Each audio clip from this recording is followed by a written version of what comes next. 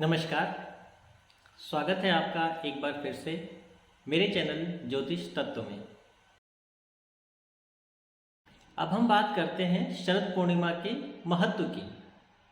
शरद पूर्णिमा आश्विन मास की पूर्णिमा को कहा जाता है। आश्विन मास वो मास है जिस समय वर्षा ऋतु जा रही होती है और शीत ऋतु यानी कि सर्दी का मौसम आ रहा होता है। इस मौसम बदलते मौसम में कई सारी स्वास्थ्य संबंधित समस्याएं होती हैं। सर्दी, जुकाम, खांसी, बुखार, डेंगू, मलेरिया, इस प्रकार की कई समस्याएं इन मौसम में होती हैं। इन समस्याओं से बचने के लिए हमारे शरीर की रोग प्रतिरोधक क्षमता अधिक होनी चाहिए, तभी हम ऐसी समस्याओं से बच सकते हैं। रोग प्रतिरोधक क्षमता को बढ़ाने के लिए खीर एक ऐसा व्यंजन है जो हमारे शरीर को पौष्टिकता देता है, पुष्ट करता है, ऊर्जा देता है और रोग प्रतिरोधक क्षमता को बढ़ाता है।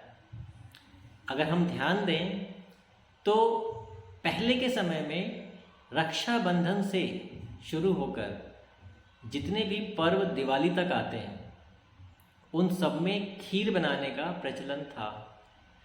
आजकल नहीं है, आजकल उसकी जगह मिठाइयों ने ले ली।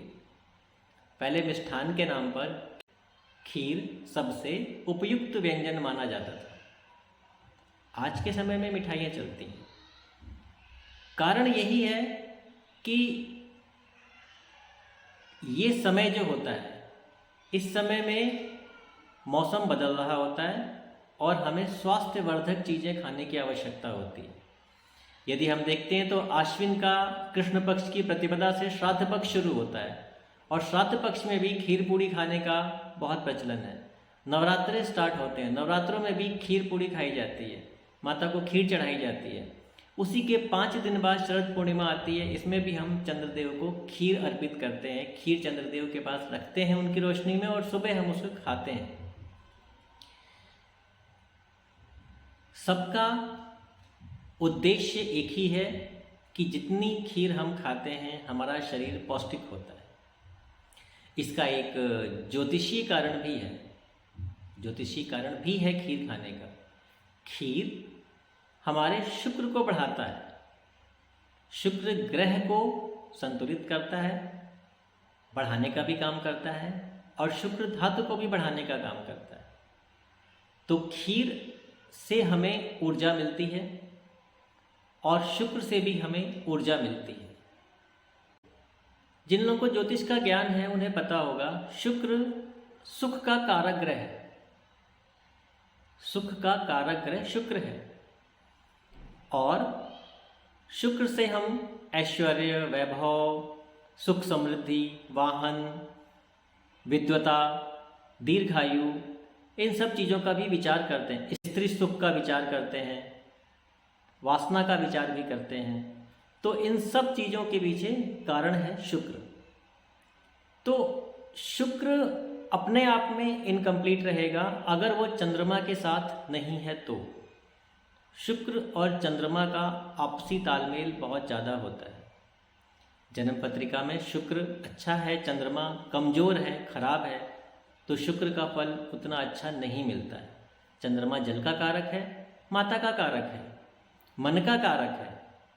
यदि चंद्रमा का जल शरीर में नहीं होगा तो शुक्र धातु भी नहीं बनेगी। यदि चंद्रमा का मन स्थिर नहीं होगा तो शुक्र भी स्थिर नहीं होगा। यदि आपकी अपनी माता से संबंध अच्छे नहीं हैं तो स्त्री जात से भी संबंध अच्छे होना आसान बात नहीं है। तो शुक्र चंद्रमा के बिना एक अधूरा रहता है। तो जब हम शरद पूर्णिमा के दिन खीर को चंद्रमा की रोशनी में रखते हैं तो उसका अर्थ यही होता है कि हम शुक्र और चंद्रमा की युति करा रहे हैं। और जब ये युति आपके शरीर में पहुंचती है तो आपको चंद्रमा और शुक्र दोनों का फल मिलता है।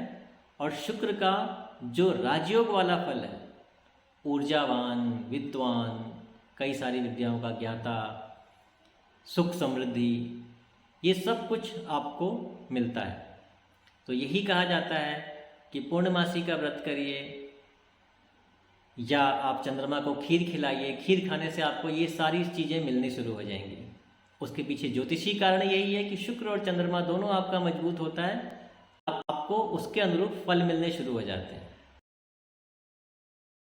कहा जाता है कि कार्तिकेय का जन्म इसी दिन हुआ था, शरद पूर्णिमा के दिन हुआ था। कार्तिकेय का संबंध पुरुषार्थ से है। मैंने अपने पिछले नवरात्रि के वीडियो में बताया था कि कार्तिकेय का अर्थ होता है कर्म। जैसे गणेश जी का अर्थ होता है शुभता, वैसे कार्तिकेय का अर्थ होता है कर्म। तो कार्तिकेय का जन्म इसी दिन हुआ था।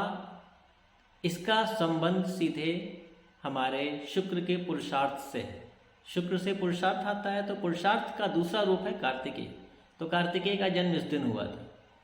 कृष्ण भगवान ने रासलीला इसी दिन स्टार्ट की थी, पहली रासलीला इसी दिन की थी।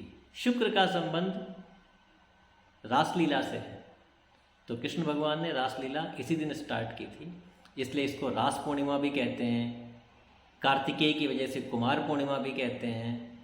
शुक्र हमें लक्ष्मी देता है, धन वैभव लक्ष्मी सब कुछ शुक्र से आता है। वैभव लक्ष्मी का व्रत भी शुक्रवार को ही किया जाता है। तो ये भी कहा जाता है कि ये कौमुदी पूर्णिमा है।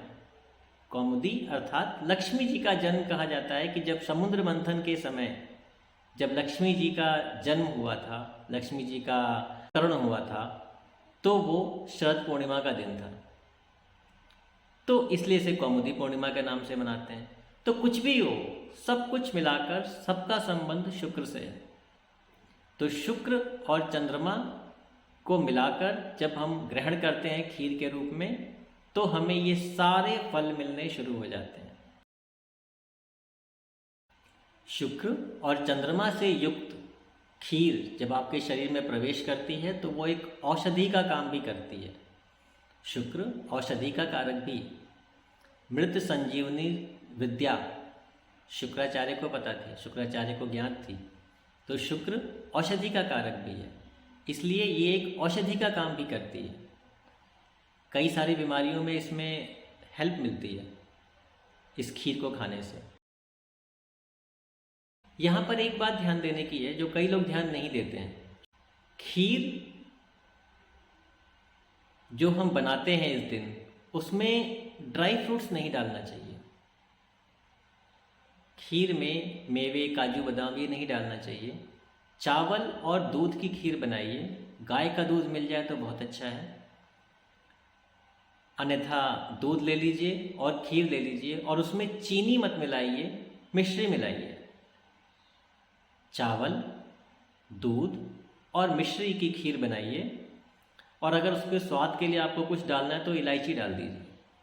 इतना काफ़ी होता है, क्योंकि ड्राई फ्रूट्स की तासीर गर्म हो जाती है और इस टाइम पर गर्म चीज़ नहीं है। हमारा ओवरऑल पर्पज़ ही शीतलता का है। चंद्रमा की शीतलता को हम खीर में मिलाते हैं जिससे कि वो चीज़ शीतल हो, उसकी शीतलता को बढ़ाते हैं, उसमें ठंडी तासीर लाने की कोशिश करते हैं। अब अगर हम उसमें ड्राई फ्रूट्स मिला देते हैं तो वो और गर्म हो जाएगा। जो हमें एसिडिटी की प्रॉब्लम होती है वो ठंडे दूध से ठीक होती है। तो जितनी शीतलता होगी उतना हमारे पित्त को आराम मिलेगा। तो इसलिए उसमें ड्राई फ्रूट्स नहीं मिलाना चाहिए। लोग सोचते हैं कि हम ड्राई फ्रूट्स मिला के खीर रखेंगे तो अच्छा लगेगा, लेकिन नहीं, वो उसका पर्पस सॉल्व नहीं करती है। दूध, चावल और मिश्री मिला के खीर बनाइए और उसको रखिए आप। वो खीर सबसे ज़्यादा स्वास्थ्यवर्धक होगी आपके लिए। अब यहाँ एक प्रश्न आता है, शरद पूर्णिमा ही क्यों? खीर तो कभी भी रखी जा सकती है, किसी भी पूर्णिमा को रखी जा सकती है। भादव पूर्णिमा क्यों नहीं, कार्तिक पूर्णिमा क्यों नहीं? उसका कारण ये है कि ये जो आश्विन मास है, आश्विन मास जब स्टार्ट होता है तो उस समय वर्षा ऋतु जा रही होती है और शीत ऋतु का प्रारंभ हो रहा होता है। तो पहली पूर्णिमा जो आती है वो शरद पूर्णिमा आती है। ना अधिक ठंडी ना अधिक गर्म। उस समय की रात जो होती है, उस समय की रात में चंद्रमा की रोशनी बैलेंस्ड होती है, संतुलित होती है। जितनी आवश्यकता है उतनी ही मिलती है। और आप उस दिन रात में घूम सकते हैं, रात में उस दिन चंद्रमा के दर्शन करना, चांद को देखते रहना और चांदनी रात में घूमना, कम से कम आधा घंटा घूमना चाहिए। 10 बजे के बाद 10 से 12 बजे के बीच में आप आधा घंटा चांदनी रात में घूमिए। आपको चंद्रमा की जितनी ऊर्जा प्राप्त होगी, जितनी उतना आपके स्वास्थ्य के लिए अच्छा है, आपके मन के लिए अच्छा है। तो शरद पूर्णिमा की रात वो होती है कि आप रात में घूम सकते हैं। कहते हैं रात में हल्के वस्त्र पहनकर चंद्रमा की रोशनी में घूमना चाहिए। जितना आपको चंद्रमा की रोशनी मिलेगी उतना आपका मन अच्छा होगा, आपके स्वास्थ्य के लिए अच्छा रहेगा। तो इसलिए शरद पूर्णिमा की रात रखी जाती है कि ऐसा भी ना हो कि आप ठंड में परेशान हो रहे हैं और ऐसा भी ना हो कि आपको बहुत गर्मी लग रही है, मन स्थिर ही नहीं है। तो शरद पूर्णिमा वो समय होता है जिस समय चंद्रमा की किरण बैलेंस्ड होती है, चंद्रमा की किरण संतुलित होती है, ना अधिक गर्मी ना अधिक सर्दी। इसीलिए शरद पूर्णिमा की रात को ही खीर रखने का नियम बनाया गया है। और ये पहली पूर्णिमा पड़ती है जब वर्षा ऋतु जा रही होती है और शीत ऋतु का आरंभ हो रहा होता है।